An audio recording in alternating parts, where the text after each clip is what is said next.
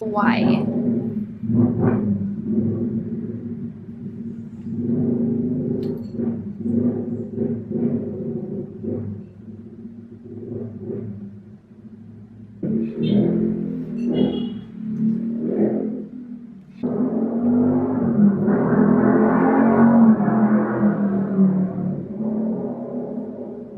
Okay, hi! I'm Cherry and you've stumbled upon my channel, and today we're going to be doing my August wrap-up. I can't believe I'm doing a wrap-up instead of a recent reads, but all the books I'll be talking about in this video are books that I read last August, and I have read quite a few, kind of, maybe.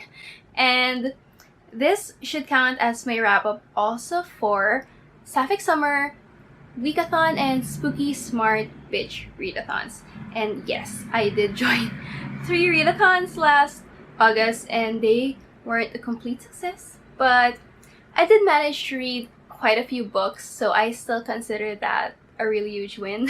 Instead of mentioning which book goes for which prompt, I will be linking my Twitter threads for the prompts and bingo cards down below, so you can check them out if you're interested, because naming all the prompts will keep us here forever. So yes, I'll just link my Twitter threads, especially since I did double up on some prompts. Like, there are books that I read for Sapphic Summer that I also read for Spooky Smart Bitch or Wikathon. So yes, that's gonna take a while and it'll be very confusing, so I'm just going to put the threads down below and you can check them out if you are interested. Okay, nice, thank you. This wrap-up is going to be divided into 3 categories, and I'll be adding the timestamps down below in case anyone is interested in checking out only specific categories. But yes, the first category is poetry, which has 2 books. General Sapphic has 3 books, or like technically 2.5 since I'm not done with the last one. And then there's queer horror with 3 books, and finally general horror and thrillers with 2 books. So that means I read a total of 9.5 books, I think. What is math? Anyway, let's start with poetry. The first book I read ticked off the poetry prompt for Wikathon, and that's Pillow Talk by Alisa Cataluna. This one I gave 3 stars. It was okay. The poems were super relatable because they do tackle really sensitive topics such as the author's bipolar disorder and suicide ideation, as well as their previous toxic relationships. If anyone's looking for a Filipino poet to check out, I would still recommend it. Just be wary of the trigger warnings because some poems do get really intense. The next poetry collection is Horror, and it's A Complex Accident of Life by Jessica McHugh. This one I gave 4 stars. This was incredible. I've been getting really into horror poetry lately, so maybe that is a video idea for the future. But yeah, basically, A Complex Accident of Life is blackout poetry, and Jessica McHugh used pages from Mary Shelley's Frankenstein. Honestly, Jessica McHugh did such an impressive job because her word choices and phrase choices were just... It was almost unbelievable how the author made do of what was only available and still managed to make this poetry collection, like the entire collection, dark and atmospheric and sometimes even feminist. Additionally, you also get to see the actual scan page of each poem, so you can see how she blacked out all the other words and phrases. I really recommend this one, and I kind of want a physical copy so I can like revisit all the blacked out pages. It was really cool. Next category is general Sapphic books, and first we have Love and Other Questionable Life Choices by Chiyu Rodriguez. This is the second book I read by this author, and I gave this one 3 stars. This one is a very short story collection, and when I say short, I mean it is super short. The entire book is literally just 50 pages long, so you can only imagine how short the stories are. All in all, it has 3 short stories. The first short story is about a couple who are in their final stages of courtship and are about to get together. I think. At least that's what I got from the story. It was cute but a little confusing. The second story I really liked. It's about exes who meet again. This one is a little angsty but really steamy, so. The final short story is sapphic, and that is why I put this book in this category. It's my favorite story, and not just because it's sapphic, but because it's so freaking wholesome. It's about two girls studying in an all-girls school, and they slowly fall in love, and it was just so cute. Honestly, it also brought back so many memories. Anyway, I recommend it for people who are looking for quick reads by local authors.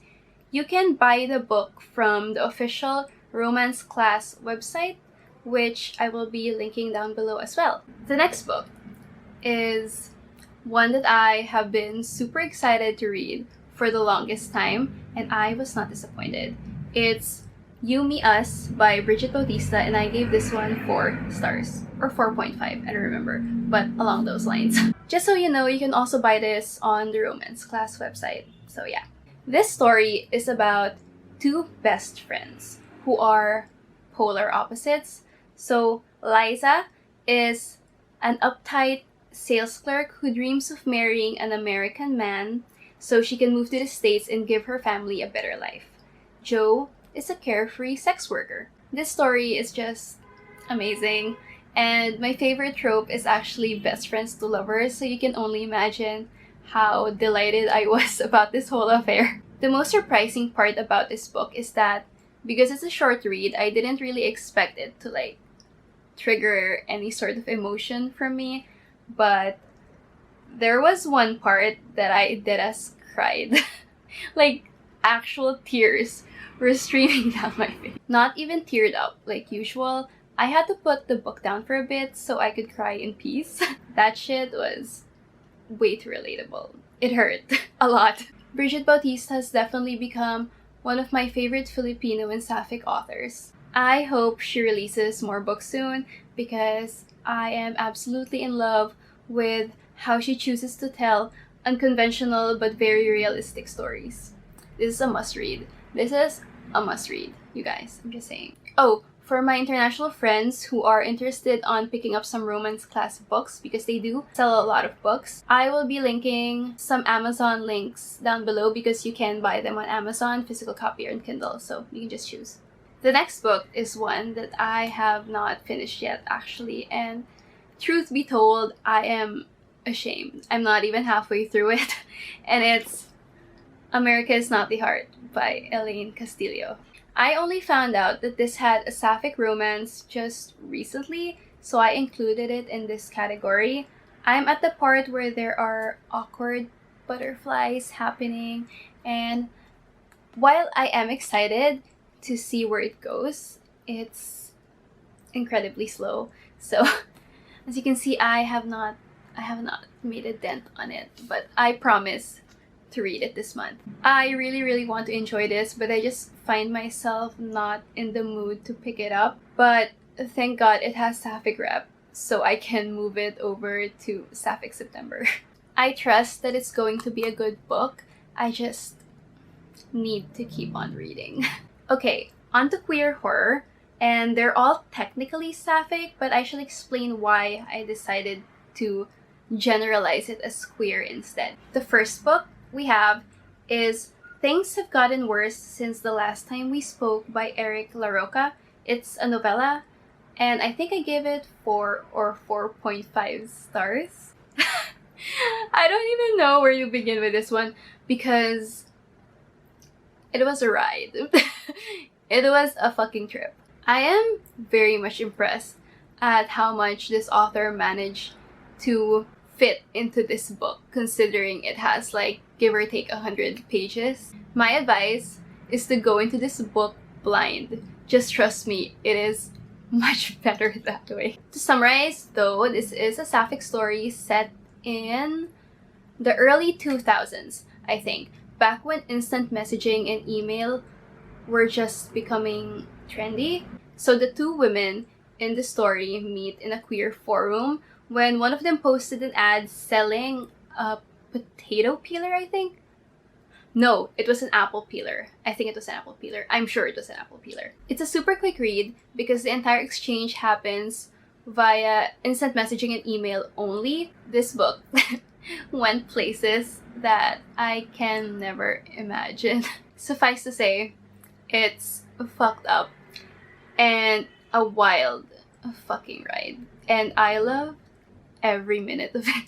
Lesbians in bizarro fiction is my new aesthetic. Like, for real. Next we have Silk by Caitlin R. Kiernan, which I unfortunately only gave 2.5 stars, but I rounded it up to 3 on Goodreads. It's not a bad book by any means. It just wasn't for me. I was really excited to read this too, so I am very sad that I didn't like it that much. Let's start with the positives. This book was published in 1998. Set in the 1990s and really shows off the era of goths and punks and alternative groups. Basically, it's sex, drugs, and rock and roll 2.0, and surprisingly coffee. Lots of coffee. So we have a group of misfits, and tying them together is the enigmatic Spider. And by the way, it's Spider with a Y, not Spider with an I. This girl has such a dark and twisted backstory, and some truly horrific shit happens. I really did love the horror parts though, and the Goodreads summary does not bring that justice. The book was gritty and very atmospheric, and the story overall was very unique. However, for me, the negatives outweigh the positives, and this book was just incredibly slow. The beginning dwelled on and on too much about some of the other characters' lives before they landed in wherever this story was set. I don't even remember. But yeah, honestly, all that stuff, all the setting up was completely unnecessary because I thought those details would be important by the end, but they really just were not.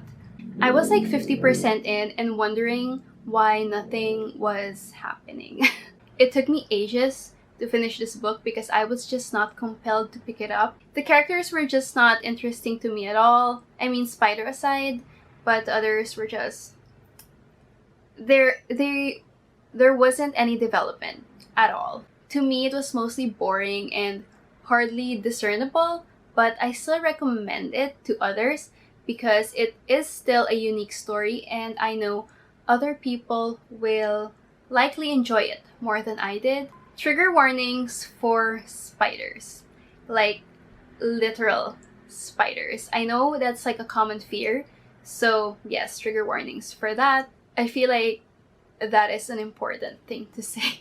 And then finally, for this category, we have Never Have I Ever by Isabel Yap. This book contains 13 captivating short stories and is a great mix of horror, sci-fi, and fantasy based on Philippine culture and folklore. It was just a really colorful book. Few of them specifically have sapphic romance, which is why I added it to this category. I just kept on reading. You know how in short stories, you're just like, oh, I'll read 1 or 2 short stories and you're gonna put it down for a bit. But for this one, no, I just kept on reading because I always end up curious about which direction the next story will go. The writing style is just, it's stunning. It's absolutely stunning. And the stories are a mix of dark, creepy, and whimsical. Some were queer, many were relevant to our current issues. If I have to describe how this book feels to me in one sentence, I would say that this book feels like home. My favorite stories from this collection are Have You Heard the One About Ana Maria Marquez, which is a creepy tale inspired by popular urban legends in all-girls school, Asphalt River Mother Child, which is the most relevant story in this collection.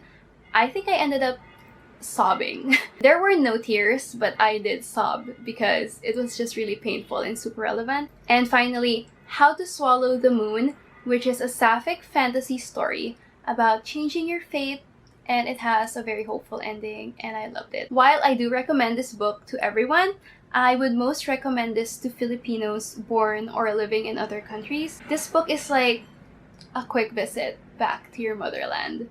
It's incredible. It's amazing. By the way, I forgot to mention, like, I think I gave it 4 stars or 4.5. But yeah. Finally, we have general horror and thrillers. So let's start with Creep by Jennifer Hillier, which I gave 4 stars. Jennifer Hillier is 100% Filipino, just so you know, and I read this book for Wikathon. Creep is inspired by the Radiohead song of the same title, and bruh. So we follow Sheila Tao, a professor in psychology and expert in human behavior. So for 3 months, she's been having an affair with Ethan Wolf, who is one of her teaching assistants. When she gets engaged, she attempts to end the affair, and Ethan did not take that lightly, because if he can't have her, then no one can. I'm starting to get into psychological thrillers, and I was surprised by how much I really enjoyed this book. The characters were memorable, the story had a perfect pacing, the reveal at the end just blew my mind, because I was suspicious, but I loved how they wrapped the whole thing up, because there's book 2, which is Freak, and I am so excited to pick that one up. It's really good. It was really messed up, and I urge you to pick it up, especially if you're a fan of thrillers. Finally, we have The Vegetarian by Han Kang, and I have no notes for this one because I just finished it recently and I am incredibly lazy. But yes, all you need to know about this one is that it is a trip. It was really weird. It is, if you check Goodreads, it says that it's a horror, but it's not really, it didn't feel that much like it was horror, but at the same time it also kind of is. But anyway, yeah, I think I gave it 3 or 3.5 stars. It's about this woman who had a dream, and because of that dream, she decides to turn vegetarian. That is all you need to know. That is all you need to know going into this book. If you're gonna pick this book up, don't bother with anything else, because this book went places. Just read it, but don't ask for a more specific summary. And anyway, it's a pretty short book. It was a weird ride. But yes, those are all the 9. I think it was 9. It's 9.5, right? Hang on. Yes, those are all the 9.5, or more like 9.25 books I read last August. I cannot believe I made an August wrap-up instead of a recent reads, but I read quite a few in August, so yeah. I feel like I'm going to make a September wrap-up too instead of like a recent reads. Oh my god, who am I? But yes, that is it. That is all I have for you today. Thank you so much for watching. I hope you enjoyed this video, and I will see you in my next one. Goodbye! Guys, I want to show you my nails. They are fake nails, and I have no fucking idea how people function wearing these, because it is so hard to like pick things up and open lids, and it's just, they're so pretty though. And I only wore this for the video actually, because I hate having bare nails and my nails keep breaking, and that is why I resorted to fake nails. This one was given to me by my best friend last year, I think, for my birthday, and I only wore this now. Aren't they pretty? They're so pretty. But I will be taking them off within the day. It's so hard to function.